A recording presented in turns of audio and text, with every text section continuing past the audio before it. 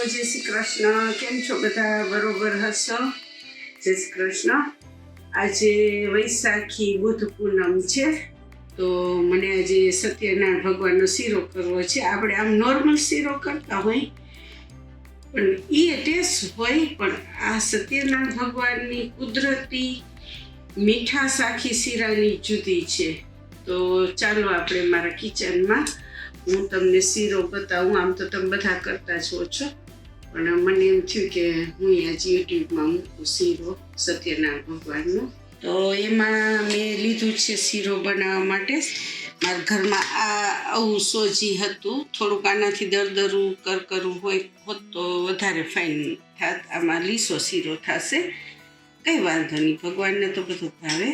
તો એમાં સોજી લીધું છે, મેં ઘી લીધું છે, પછી ખાંડ લીધી છે, અને એમાં નાખવા માટે બદામ, કિસમિસ, આ પિસ્તા પાવડર અને આ કેસરવાળું દૂધ શીરામાં નાખવાનું છે.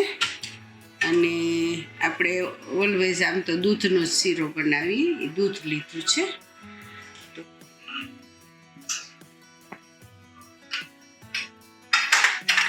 પછી સોજી અને આપણે શેકવાની છે, થોડીક બ્રાઉન થાય ને એવું મીડિયમ આંચ રાખી અને આપણે શેકશું.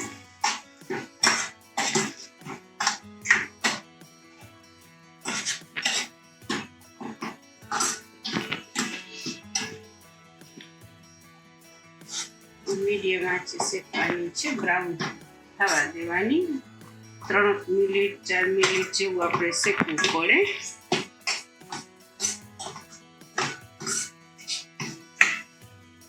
ઘણા દૂધ ના નાખે, પાણી નાખે તો એ પણ ચાલે, એવું નથી કે દૂધ નાખે, પણ આ ભગવાનનું છે તો આપણે દૂધથી બનાવીએ. ચલો આપણે શેકીએ ને ત્યારે થોડુંક આમ કઠણ જેવું હોય, પછી શેકાવા માંડે એટલે આવી રીતે ઘી છૂટે અને આમ માંડે જારી જારી પડવા.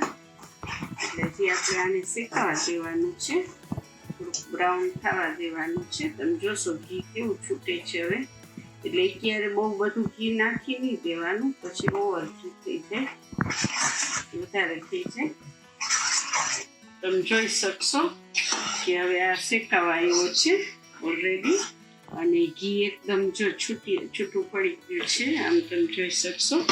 અને આખા કિચનમાં, રસોડામાં ફાઇન સુગંધ આવે છે શીરાની. અને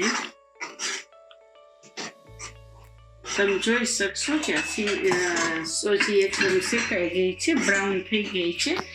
અને ગેસ સાવ ધીમો કરવાનો, એટલે આપણે દૂધ નાખીએ તો બહુ ઉડે નહીં. તો હવે આપણે એમાં દૂધ નાખવાનું છે, થોડું થોડું નાખવાનું, એટલે બહુ ઉડે નહીં, ખ્યાલ આવતી થવાનું એ રીતે. હવે આપણે બધું દૂધ એમાં નાખી દીધું છે. હવે થોડોક ગેસ ફાસ્ટ રાખવાનો.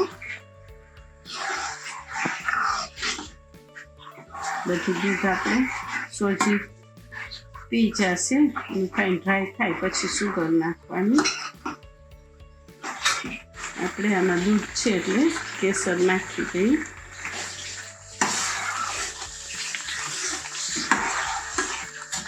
ચાલો હવે આપણે એમાં બદામ નાખી દઈશું. આપણે એમાં સુગર નાખી દઈશું.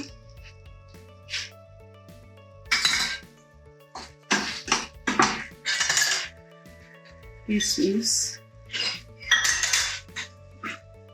અને પિસ્તા પાવડર. તો તમે જોઈ શકશો કે આપણો શીરો રેડી જ છે. ધીમા તાપે પાછો 1 સેકન્ડ 2 સેકન્ડ રહેવા દેવાનું, એટલે એકદમ સુગર ને બધું મિક્સ થઈ જાય.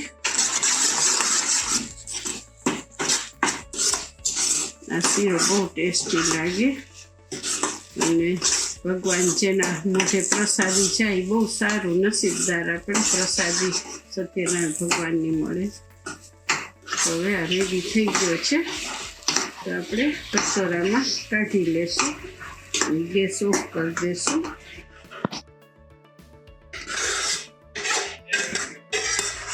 અને આપણો ભગવાનનો સત્યનારાયણ ભગવાનનો શીરો રેડી છે.